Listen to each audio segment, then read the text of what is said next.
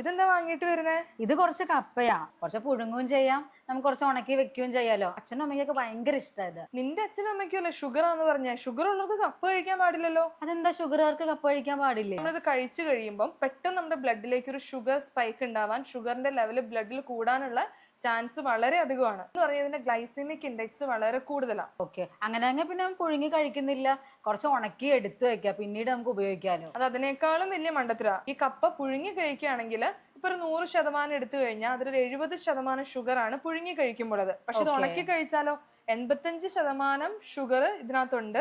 അത്രയും ഷുഗർ കൂടാനുള്ള ചാൻസും ഉണ്ട്. ഇത് വളരെ ശ്രദ്ധിച്ചു വേണം ഷുഗർ ഉള്ളവർ കപ്പ കഴിക്കാനായിട്ട്. നീ പറയുന്നത് ഈ ഷുഗറുകാർക്ക് കപ്പ ഒരിക്കലും കഴിക്കാൻ പാടില്ല എന്നാണോ? കപ്പ എന്ന് മാത്രമല്ല, കാച്ചില്, ചേന, ചേമ്പ്, ഉരുളക്കിഴങ്ങ് അങ്ങനെയുള്ള എല്ലാ കിഴങ്ങ് വർഗ്ഗങ്ങളിലും ഷുഗറിന്റെ കണ്ടന്റ് കൂടുതലായതുകൊണ്ട് വളരെ ശ്രദ്ധിച്ച് വേണം ഷുഗർ പേഷ്യൻസ് ഇത് എടുക്കാനായിട്ട്. എന്ന് പറഞ്ഞാൽ ആഴ്ചയിൽ ഒരു ദിവസം ഉച്ചത്തെ ചോറിന് പകരം വേണമെങ്കിൽ കപ്പ പുഴുങ്ങിയതോ ഇല്ലെങ്കിൽ ചേന, ചേമ്പൊക്കെ പുഴുങ്ങി കഴിക്കാം. പക്ഷെ അതിൻ്റെ കൂടെ നല്ലോണം വെജിറ്റബിൾസ് കഴിക്കണം.